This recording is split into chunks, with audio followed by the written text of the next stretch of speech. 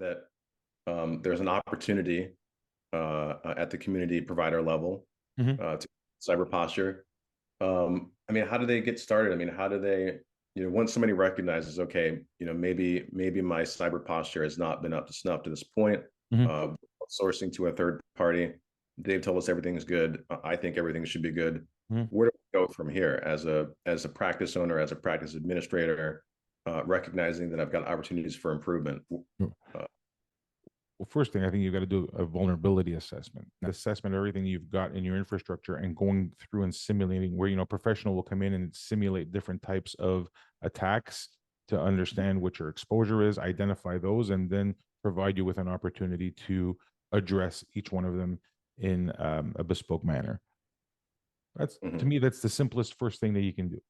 Get in, have someone do a vulnerability assessment, understand what your tolerance for risk is. So you take a risk-based approach, mhm, and then you start, once you've identified the gaps, then you start putting together a strategy with them to address.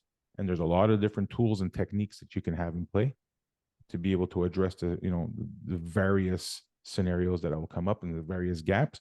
And so it's just about understanding what's best for your business at that point. There's a lot of service and a lot of good service providers out there with a lot of robust solutions. So it's a professional will be able to help you identify the gaps and who some of the better solution or more optimal solutions may be for those.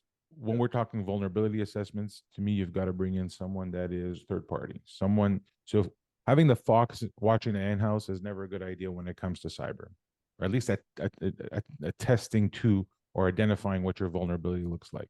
And so what the organizations need to do is they need to bring in a third party specialist that has the capability to run vulnerability assessments on their current posture, the current stack.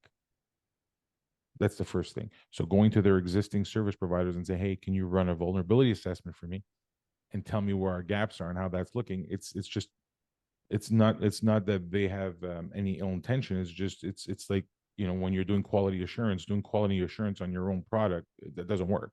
You need someone else to do quality assurance because that's where you identify the problems. So it's the same mhm, thing with this. So you just need a third party to go in and run that vulnerability assessment to help identify the gaps for you and tell you where you need to remediate. And then you can partner with your existing service provider to help you bridge those gaps, or they may not be able to, and that's okay because then you've identified it, then you know your risk, right? And you mhm. can work with an organization to put the proper solution in place.